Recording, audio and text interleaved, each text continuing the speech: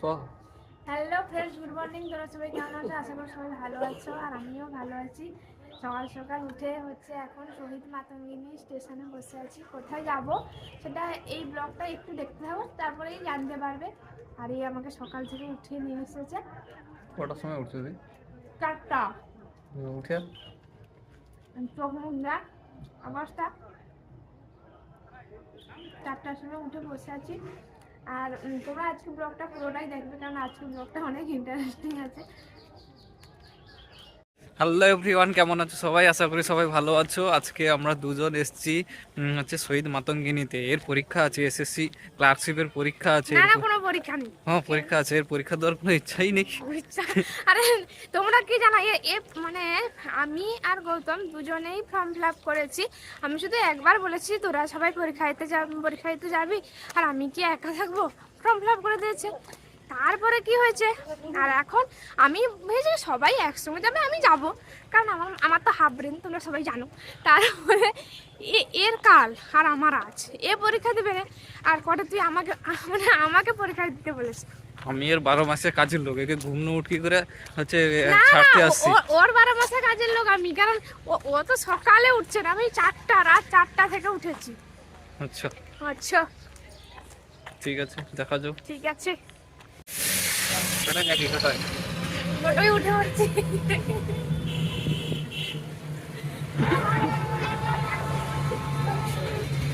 আমানে অনেকদিন পর আইলি পরীক্ষা আজকে দিতে। গলাটা খালি, ভালো লাগেনি। ওই যে হাই স্কুলে, ও হাই স্কুলটাই পড়ছে, ওর পরীক্ষা। কোনো পড়াশোনা করেনি, ফাঁকি বাজ মেয়েছি।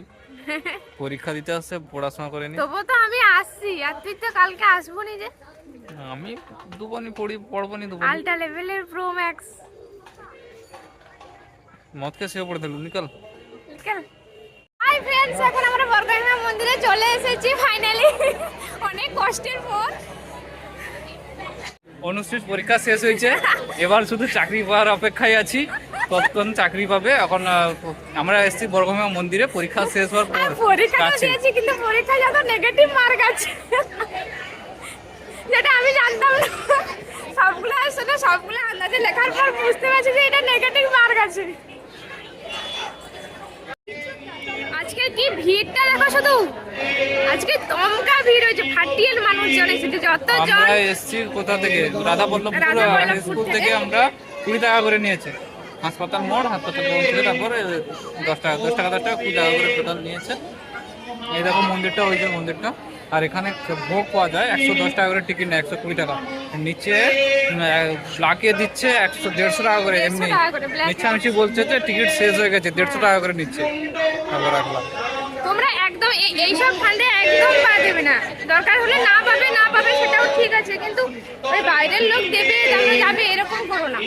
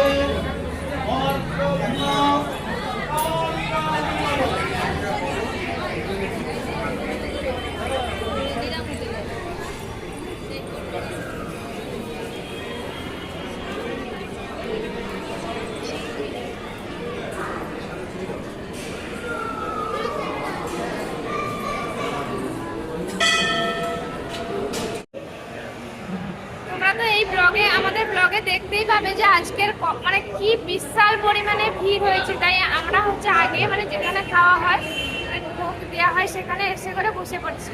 সত্যি মানে এত মানুষ সেখানে তো মানে বসে পড়েছে, সেখানে জায়গা পাইনি, তাই আমরা এখানে বসে আছি। এত আর আমরা বর্গমেবা মন্দিরে খাওয়া দাওয়া কমপ্লিট করে সেখান থেকে বাড়ি চলে এসেছি। সেখান থেকে বাস চেঞ্জ করতে হয়েছে মাঝখানে এক জায়গায়, তারপর বাড়ি চলে এসেছে একটা বাড়ির পাশে যে পার্কে, যেখানে আমরা আড্ডা মারি, আমরা সেইখানেই এখন বসে আছি। এই দেখো আর এখন হচ্ছে তোমাদেরকে প্রথমেই বলে রাখি, আজকে না সত্যি বলছি এতটুকু ভিডিও ফুটেজ নেওয়া হয়নি।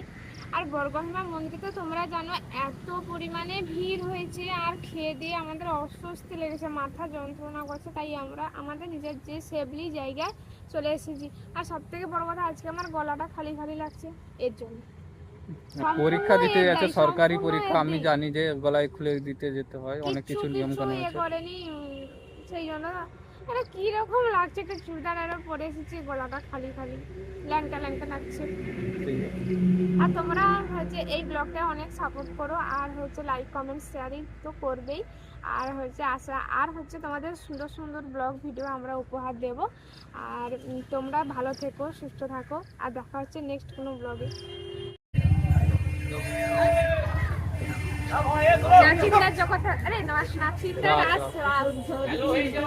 এটা তোমাদের ভালো করে একদিন ব্লগ করে দেখাবো। এখানে দেখছো এটা ঘুরে